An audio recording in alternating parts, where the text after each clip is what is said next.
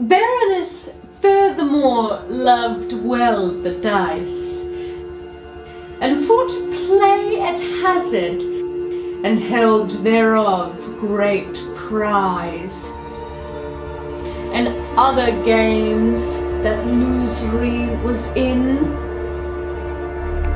and evermore he lost, and never might win.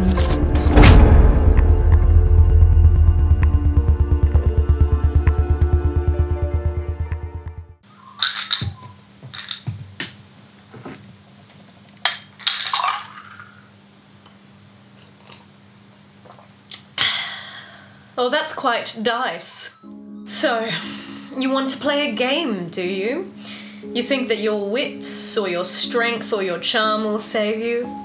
But really, your glorious victory or crushing defeat just come down to a roll of the dice. But why put your faith in numbers and bones? When did we decide to give dice so much power? What is their true meaning? What is this video essay about? Let me tell you.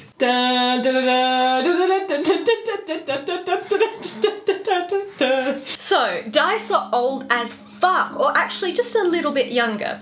Sophocles said that they were invented during the siege of Troy in 1250 BCE, and Herodotus said that they were invented by the Lydians in the Attiid dynasty, which would be around 1300 BCE. However, both of these tragic bitches are wrong. We don't do ancient philosophers here. What is this, philosophy tube? And they're dead now, so I can't tell them how wrong they are. But we've found cubical dice, similar to the ones that we know and love, in excavations in China from around 600 BCE, and ones in Egypt from around 2000 BCE. We've also found pyramidal dice, 14-sided dice, 8-sided dice, and wonderful, faithful 20-sided dice. And all of these were found way before any nerds ever sat around a table and used dice to tell stories of dungeons and, God forbid, dragons. But Cleopatra was hardly fishing out D4s to see how much healing she could do on Mark Antony's useless fucking necromancer. So why were they using dice? Why were they so important way before role-playing games?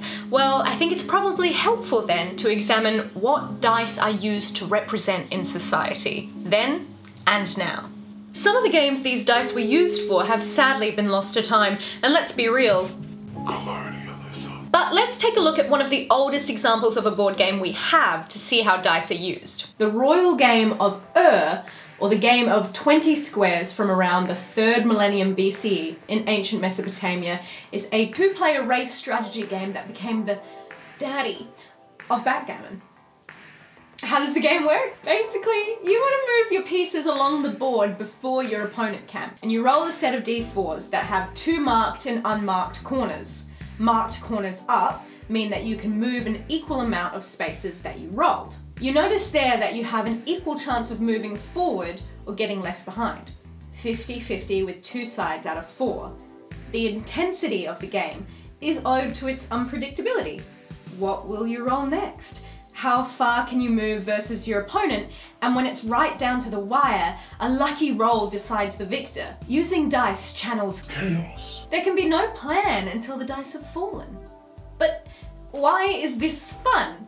Why add unpredictability into a game? Instead of you could just play chess, where you play directly against your opponent, not some fucking random roll of a die. Or you could run a race, where the winner is determined by skill or merit. The fastest runner who trained all their life and ate a healthy diet and stretched wins the race, as opposed to the person who rolled a sick natural 20 one time. Don't you just want to win and play to your strengths and skills? Then I would say go play something with predetermined rules like sport, you little cunt, and leave us chads with our dice who want to take on something a bit more complicated and unstable like games. Well, that got a little bit heated, didn't it? I'm sorry, it's me, not you. I suppose the real question is, why do we need chaos in certain parts of our life and not in others? And dice being conduits of chaos, how can they be best used to define what makes a tabletop role-playing game this weird beast of theatre, ritual, game and sport? In his book, Performance Theory, Richard Schechner states that games, sport, theatre and ritual are all defined by their rules. The rules that these events have is what sets them apart from everyday life. We can see that there's a big Venn diagram going on with some of these things. I've always thought that those sporty boys could use a little bit more help from the theatrics of it all, but it is quite moving when they get all their face paint and war cries on. Mercy me. Theatre and sport, while you would think they would be quite dissimilar, are actually quite akin in how they are ruled. The players or the performers have agency in what they are going to do upon their respective area of combat, but the rules are predetermined and predefined. The actor isn't suddenly going to stop reading from Hamlet, launch themselves into the audience and start beating on an audience member, unless you're into German expressionism. Fuck you, Brecht! The player and the performer are sticking to their predefined rules.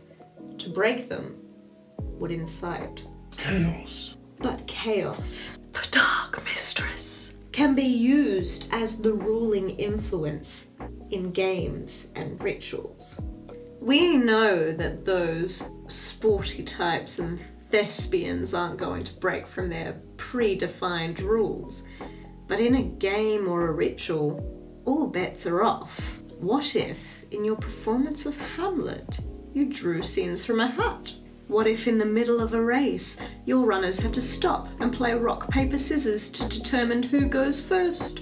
The possibilities are endless. In a game, some of the rules may have been designed by human hands and minds, but the rules governing action come from forces other than oneself. These guys here. The fun comes from not knowing how steady the ground is under your feet. Yes, if this was a plain old sport, then if you were stronger, harder, faster, daft punker, then yeah, you'd come away with the victory. But when you throw in a big bath bomb of chaos into the mix, well, it's unfair for everyone, which means it's fair for everyone. No one said fair is nice after all. Speaking of rituals and dice, now I get to talk about my bones. Astragals are the knuckle bones of animals, usually sheep or other quadrupeds, that have been found in several sites over the world. They were used to play games of a sort, tell your future, select political leaders, you know, the usual mucking about. They would be marked with the numbers on 4 sides of the bones, and those numbers would correspond to letters, and then the diviner would interpret the random sequence of letters. This form of fortune telling or divining has quite a lot of different methods. You can throw coloured glass, pebbles, balls of dough, or my personal favourite, the Aztecs in their new fire ceremony would bundle up 52 sticks, paint their faces blue, and drill into someone's chest cavity. If the heart catches on fire, then it's a yay. If not, then it's the end of all civilization and life. A pretty cool trick to bring to your next D&D session, huh? So we have dice existing for yonks of time, being used to communicate with fate and represent the gods' wills on our lives, both in charming ways, like a board game, and more frightening ways, like using the very bones of living creatures to tell the future. But then we have a shift that is less ritualistic in tone and more, I hate to say it, intellectual. When did things stop being fun?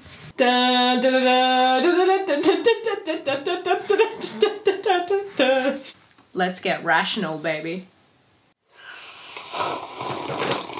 So before maths was integral in dice making, we would just chalk up shitty rolls to the whims of gods, which honestly is more fun. But that wasn't enough for some fucking nerds around the 15th or 16th century. We were going through a bit of a dark girl academia phase. Some call it the Renaissance, but I will not be listening to any of those fucking imbeciles. It wasn't enough to live life cowering under the fists of an absolute god or gods. We decided that our own brains were the gods, and we would just have to cower under ourselves, and somehow that was a better trade-off than just being spooky and fun and partaking in ritual sacrifice. Fuck you, Italy. And being so smart and in control of our own fate, we humans did what we do best.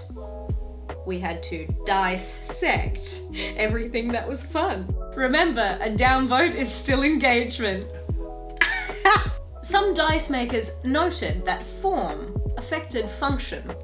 So you have a nice, smooth, evenly weighted d6 here. And this seems to roll quite evenly, so it'll roll 6 a certain amount of times, whereas your fucked up, wonky ass monstrosity of a dice, Patrick, seems to roll 6s a whole lot more. Which 6s? D6s. Fuck you. Nerds like Girolamo Cardano, Galileo, and Blaise Pascal were about to officially define ideas like probability and chance. And to quote Professor Yelmer Erkins from the University of California, Davis, "We think the users of dice also adopted new ideas about fairness and chance or probability in games. Pre-Renaissance, we have found Roman dice that are hugely unbalanced. Some researchers have theorized that it was a way to cheat other dice players or other gamblers, and other researchers have said, I think the point was to trust the chaos gods and not overthink it, you fucking dork." As you can see, it's still a hugely divided topic today.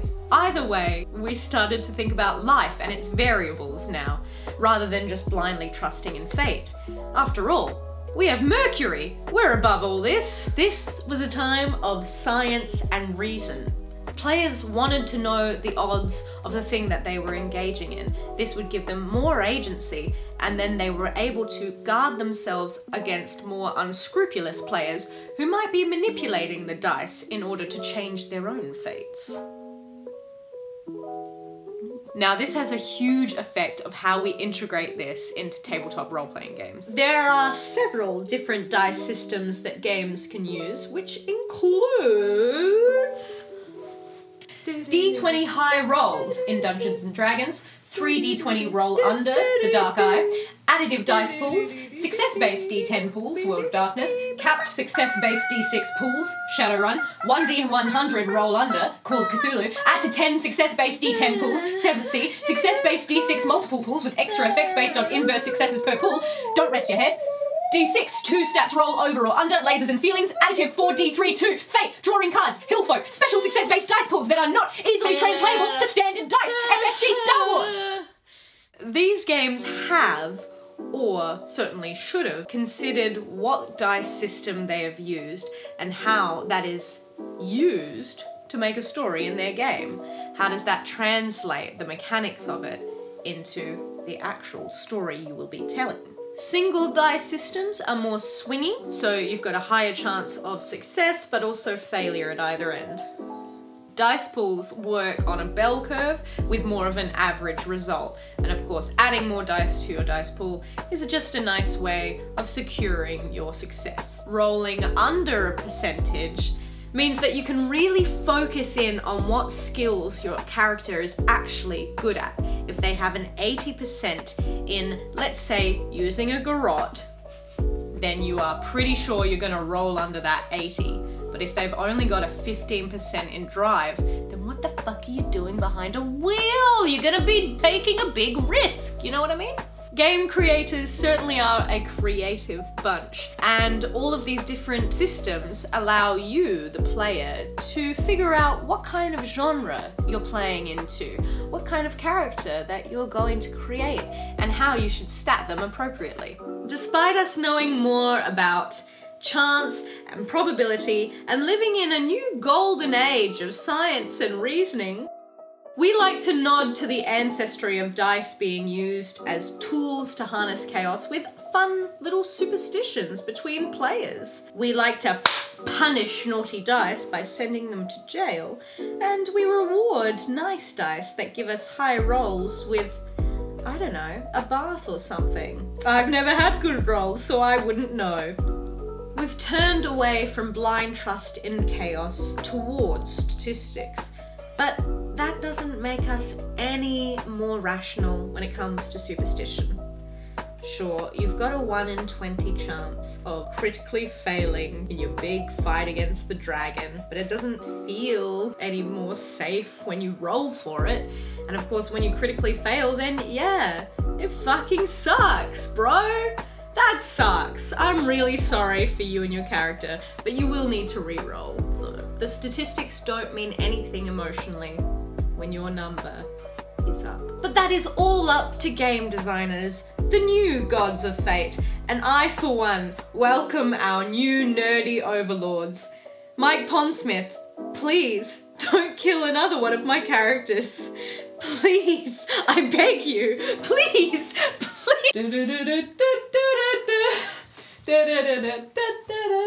Even old ass dice were made out of bone, ivory, bronze, agate, crystal, onyx, marble, amber, and porcelain. Modern dice are made from cellulose or other plastic material. You can have sharp or rounded corners, glitter, matte, foils, glow in the dark, UV, 2-tone, 3-tone, 4-tone, more! The sky's the limit on what dice you can make, and TTRPGs are already a place for personal expression and cultivating higher levels of creativity and social skills.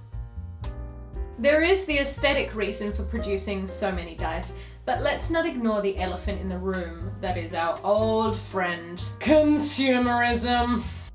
Let's be real. TTRPGs are pretty nerdy, and nerd culture has always had its own specific form of consumerism.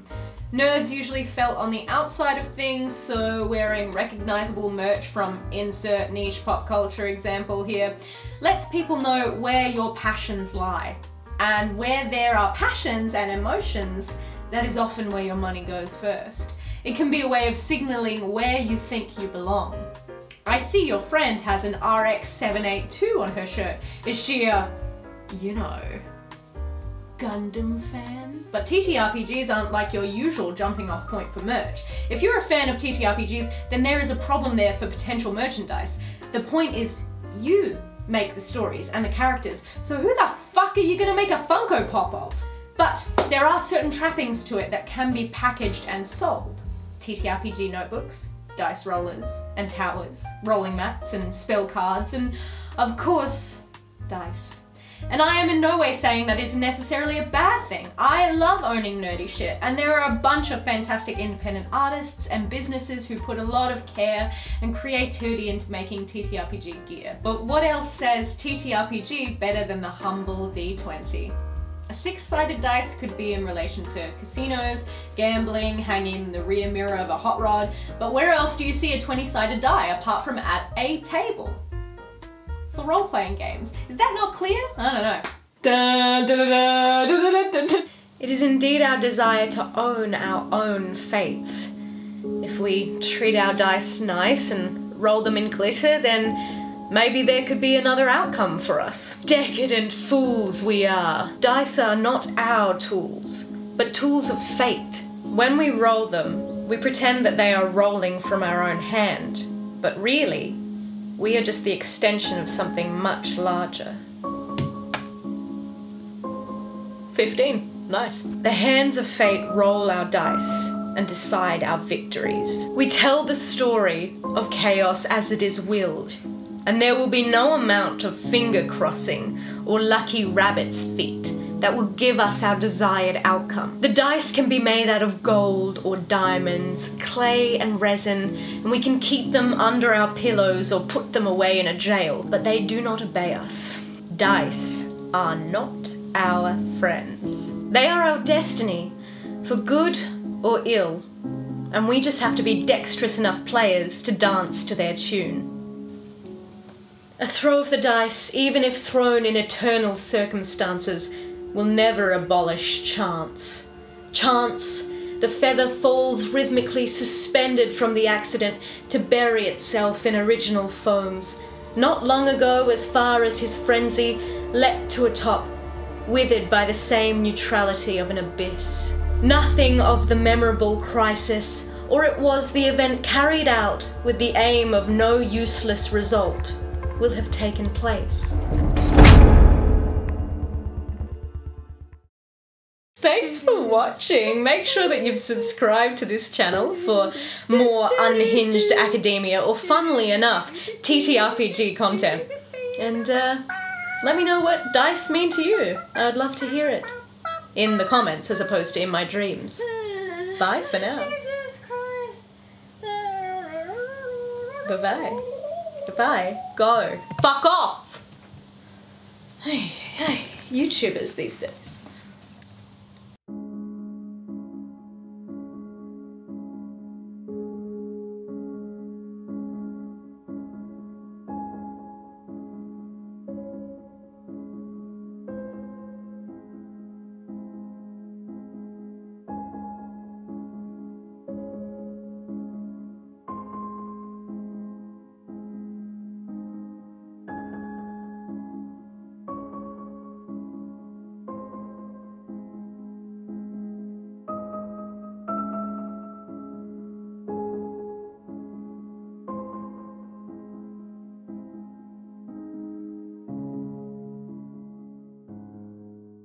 Hi! Thank you so much for watching this video. As you can see, it was a lot of work, there was a lot of costumes, a lot of wild stuff, and this is stuff that we wouldn't be able to do without the amazing support from our patrons. So if you are a patron, I would just like to say thank you so much. And if you're not a patron, well, there's an easy solution to that.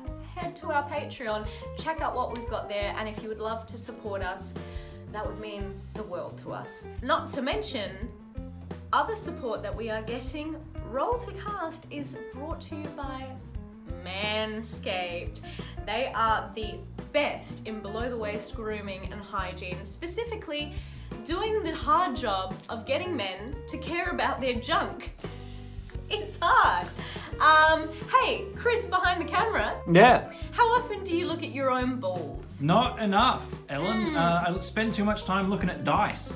Those D20. Well, maybe you should be looking at D's 20s, your balls, because they deserve as much care as the other parts of your body, and Manscaped is bringing you the best in trimming technology with the Lawnmower 4.0. They've gone through 4 iterations of how best to trim in and around those delicate spheres. Did you know it also has a light so you can see exactly what you're doing? So if you're going to do some undercover or midnight ball trimming, it is honestly the best. It's so gentle. I have used it on my head, on my underarms, and on other bits of my body, and I can tell you it is very gentle, very intuitive. If you don't know what you're doing, if this is the first time, you know, you're looking at some of those bits, Manscaped is here to support you. Not to mention they offer a whole bunch of amazing other products.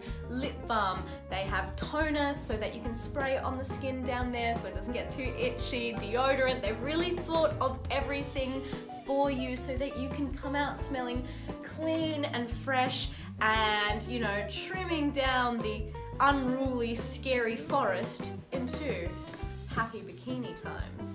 And I think that's great. Use our code RTC to get 20% of Manscaped products. It's not just the lawnmower, they send out all of these other amazing products. Briefs, deodorant, toner, you name it, they've got it. I live in Australia, shipping sucks for us, but Manscaped is sending it to you for free with 20% off. RTC, you can't go wrong. So thank you so much, Manscaped. Chris, what do you reckon? You wanna give it a whirl?